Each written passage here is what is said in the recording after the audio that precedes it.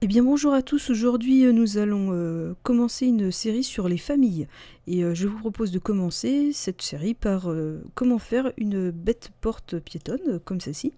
Et sa particularité à cette porte piétonne, c'est que on pourra la régler dans le mur, vous voyez, elle sera déplaçable. Alors l'intérêt de ça, c'est que quand sur Revit on a des portes comme ça et qu'on appuie sur ce bouton ici d'inversion, souvent elles se décalent aussi dans le mur. Alors si c'est pas ce que vous souhaitez, grâce à cette petite flèche vous pourrez la replacer.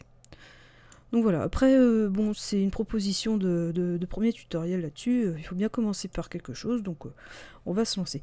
L'autre particularité de cette porte, on pourrait la faire, vu qu'elle est très simple, on pourrait la faire dans la même famille, de façon très très simple, mais en fait on va apprendre à faire ça comme des grands balèzes, on va la faire en plusieurs morceaux.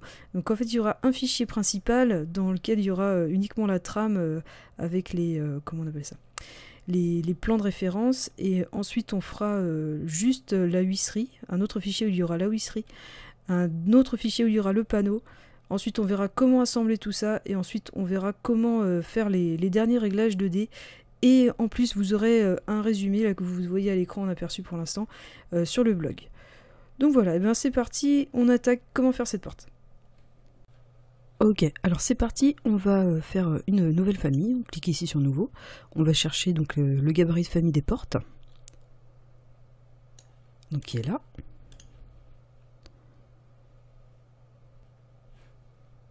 Alors, on commence par enlever ces petits trucs là qui ne vont pas nous servir dans cet exemple. On commence par régler l'unité aussi, on tape UN au clavier, on peut choisir mètre avec 3 décimales. Ok, on va tout de suite changer ce paramètre ici de largeur. On va le transformer en largeur brute. Voilà.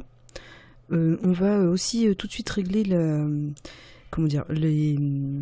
hauteur du texte et tout ça, là, modifier le type juste des cotations. À la place de 4 ici on va mettre 2. Et à la place de opaque on va mettre transparent. Donc alors, on va modifier cette cote là, ce paramètre, puisqu'il ne doit pas faire 1 mais 1,01. Alors, d'où est-ce que ça sort cette cote? Eh bien en fait, notre priorité c'est que ici en fait, entre ces deux axes qu'on va créer tout à l'heure, on devra avoir la largeur 0,93, parce que ce sera ça en fait la largeur de panneau, et c'est ça ce paramètre qui va commander, on veut que ce soit ce paramètre du moins qui commande la largeur réelle de notre porte. Donc ce qu'on va faire, c'est qu'on va dessiner 4, ce trait sera espacé de 4 par rapport à celui-ci, et là de l'autre côté, du coup 93 plus 0,4 plus 0,4, ça va bien nous faire 1,01. Ensuite à l'intérieur, on ira faire un autre trait ici, à 0,3. Pourquoi? Parce que quand on va dessiner notre huisserie, elle aura cet aspect-ci, comme ceci. Et donc on crée aussi ces 3 traits ici en parallèle, donc ils sont bien décalés du mur, puisque tout à l'heure on va créer ce paramètre-ci qui sera une occurrence, et c'est grâce à ça que à la fin, quand on aura tout fini, on pourra déplacer notre porte dans le mur avec la fameuse petite flèche bleue. C'est dû au fait que ce paramètre-là sera en occurrence. Alors c'est parti, on y va, on va commencer à tracer tous les traits.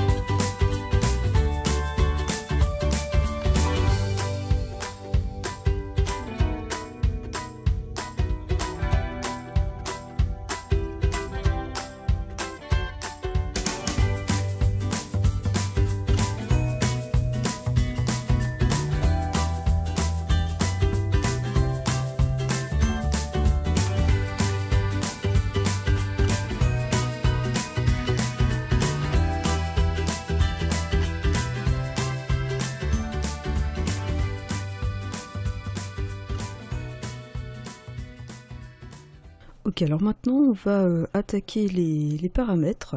Donc le but ce sera d'obtenir ce tableau-ci à la fin. Alors on y va, c'est parti. Donc alors on y va, on va faire les paramètres. On va commencer par faire toutes les équivalences nécessaires. Voilà, faut tous les faire de toute façon. Ok, donc là on va créer la largeur. Donc là vous sélectionnez votre cote, vous sélectionnez sur largeur, et en fait vous voyez sur largeur il y a écrit 1 mètre. Alors si je sélectionne, en fait il va m'écarter les traits et c'est pas ce que je veux. Voilà, ça je veux pas de ça. Donc je fais CTRL Z et je vais dans le tableau ici et je mets directement largeur sur 0,93. Je la règle avant en fait. Une fois que c'est fait, je peux aisément, plus aisément du moins, choisir ma largeur de 0,93. Ensuite, on va brider cette cote-ci à 0,3. Voilà. Et ensuite, on retourne dans le tableau, parce qu'en fait, on ne peut pas coter ça de 4, sinon Revit va nous dire qu'on a mis trop de paramètres qui sont bridés et tout, ça va pas marcher. Donc ce qu'il faut faire, c'est aller dans le tableau, et là, en fait, largeur brute, on va lui dire que c'est le paramètre largeur. Voilà. Il faut mettre exactement les mêmes lettres, quand il y a des majuscules, il faut les mettre. Donc, plus, on peut ouvrir une parenthèse, on va mettre 0,4 x 2. Vous allez me dire, on pourra mettre 8, c'est vrai. Mais du coup, quand les gens après regarderont votre famille, bah 0,04 x 2, ça va peut-être leur faire dire que, ah tiens, ça doit être sûrement les visseries x 2. Donc, ok pour ici. Voilà. Et maintenant, on va checker tout de suite si je change bien ma largeur. Si par exemple, je lui mets 1,03. Normalement, tous les traits devraient bouger en même temps si on a fait les choses correctement. Bon, ce qui est le cas, donc c'est bon. Ensuite, on va régler tout ça. Là. Donc là, on va créer un paramètre qui sera épaisseur du panneau. Et ici à là, on va juste brider 0,3. Ok, alors je sélectionne ça, je crée le paramètre en type, oui pourquoi pas.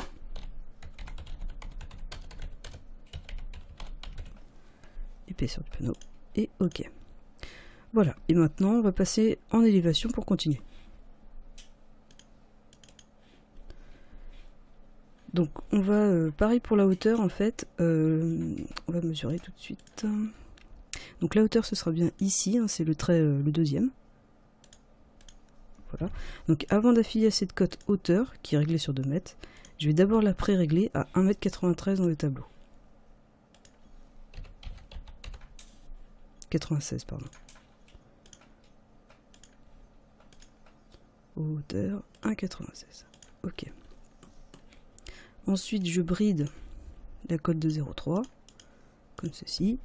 Et pareil, si j'ajoute ici un paramètre là, Revit ne va pas vouloir, parce que pour lui, ça va pas coller, il va nous dire encore qu'on met des surcontraintes. Donc, du fait, je mets hauteur brute, je vais lui dire que ce sera la hauteur plus 4 cm.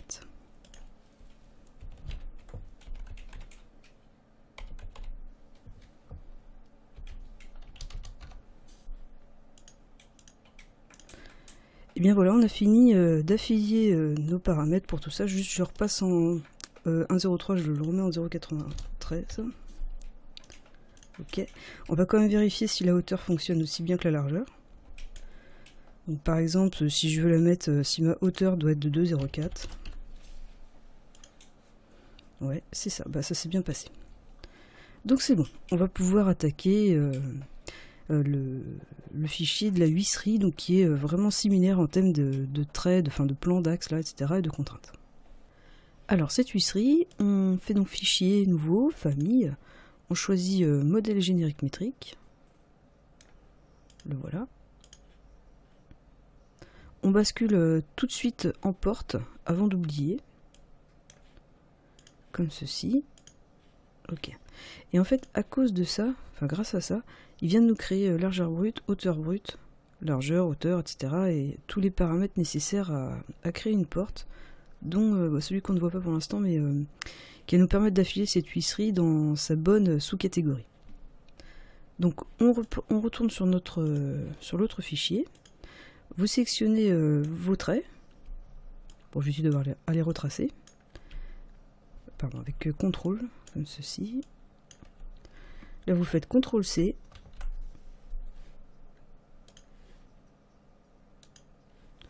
Et ici, vous faites modifier, coller, aligner sur la vue actuelle. OK. Voilà, vous pouvez enlever tous les paramètres parce que j'ai testé et il y a eu quelques bugs de temps en temps. Donc tous ceux que vous pouvez enlever, vous les enlevez et puis on va les refaire proprement. On supprime le petit dernier et on va refaire tous les paramètres. Donc ça va être exactement la même chose que ce qu'on a fait tout à l'heure dans le fichier principal de porte.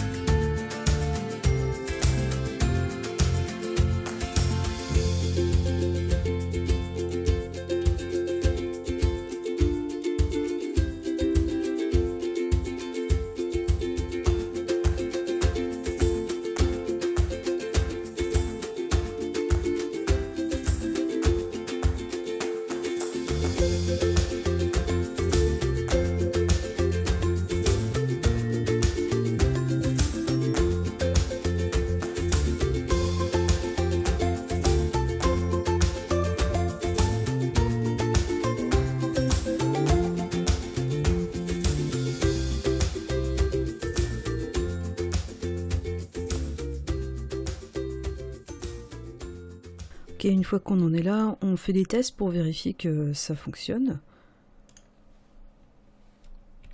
Par exemple, si on passe à 2.10. Ouais, non, il y a un souci là. J'ai pas bridé. Ok, je fais CTRL Z. Ok, j'ai oublié de Celui-ci, il faut le brider, enfin le cadenasser. Là c'est bon, on refait un test. Hauteur donc de 10, donc normalement il n'y a pas de raison que ça ne marche pas. Ok, c'est bon. On va aller vérifier ça en largeur. Alors largeur 1,03 par exemple. Ah, qu'est-ce que j'ai fait? J'ai encore oublié de... Ah, j'ai pas mis l'équivalence pour le milieu. Ok, et ben on le fait. Hop, hop, hop. Cette fois-ci, ça devrait fonctionner. Ouais, cette fois c'est bon. Ok, donc maintenant on va tracer l'objet en 3D hein, qui sera donc la huisserie. Donc on va ici sur créer, on choisit, non pardon je vous dis une bêtise, d'abord on va aller sur cette vue là, la vue avant par exemple, on fait extrusion parchemin, donc là on précise la trajectoire du chemin dans un premier temps, donc ce sera le contour de la porte. Bon, moi j'ai choisi l'extérieur, mais peu importe, hein, vous pouvez choisir l'intérieur. L'essentiel étant que ce soit bien accroché. Enfin, je veux dire, si vous choisissez extérieur, il faut faire tout extérieur. Si vous choisissez intérieur, il faut faire tout intérieur. Mais là, tant que vous respectez ça, il n'y a pas de souci. Donc là, je viens de valider le chemin et maintenant, je vais créer le profil. Donc Revit me propose d'aller en vue de référence, en niveau de référence. Donc la vue en plan, c'est exactement ce que je veux. Donc on y va, on crée notre huisserie comme ceci. Voilà, on accroche bien à tous les plans.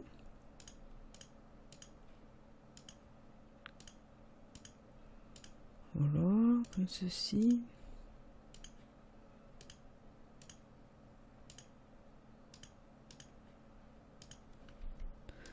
Ok, et là, donc on vient de valider le profil, et maintenant on valide pour l'ensemble de l'extrusion parchemin.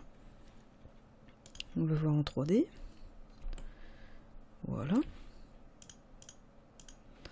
On va vérifier tout de suite que ça marche bien. D'ailleurs, on va se mettre en 3D pour vérifier ça. Donc largeur, si je fais 1,03, ouais, ça marche. Et hauteur, allez, 2,50 pour que ça se voit bien. Ouais, ça marche aussi. 2,04. Non, je fais des bêtises, c'est hauteur normale 2,04. Ok. Bon bah ok, et ben on est prêt pour l'huisserie, il me semble. Ah non, encore une chose, on va, donc justement ce que je vous disais tout à l'heure, affilier la sous-catégorie tout de suite. Donc ce sera, nous, cadre et meneaux. Voilà. Ensuite, on va aussi créer un matériel. Alors c'est ici, un matériau, pardon, chaque fois je me trompe, je suis désolée. Voilà, je crois, ouais. Ok, on fait nouveau paramètre, beau par type. Enfin, par type ou par occurrence, ça je dirais c'est à vous de choisir parce que par exemple si vous avez des menuiseries bois, des menuiseries métal, bah, réfléchissez bien à l'avance si vous voulez les gérer par type ou par occurrence. Donc bon par exemple alors moi je fais par type, j'appelle ce slot mat huisserie. Ok. Et ok, tiens d'ailleurs je suis en train de penser, on l'a pas fait dans le fichier principal ça. Bah non on les fera après, je suis bête, quand on va faire l'assemblage. Bon, et ben on va faire une pause, on va s'arrêter là pour cette première partie de vidéo. Et dans la suite, en fait, dans une autre vidéo. Donc là on a fait, pour mémoire, on a fait la préparation du fichier principal, on a créé tous les axes pour le fichier principal, on vient de créer pour toute la huisserie, tout ce qu'il fallait, on vient de créer la huisserie en 3D, et donc dans la prochaine vidéo, on verra comment faire le panneau, ensuite comment faire l'assemblage, et ensuite on fera encore un dernier petit point sur comment régler tout ce qui va être pour gérer la 2D, par exemple le sens d'ouverture, ce genre de choses, bah, on verra ça dans un 5e point. Donc voilà, bah si vous aimez bien ce genre de choses, n'hésitez pas à liker, à en parler autour de vous, n'hésitez pas à vous abonner, et je posterai la suite de la vidéo très prochainement.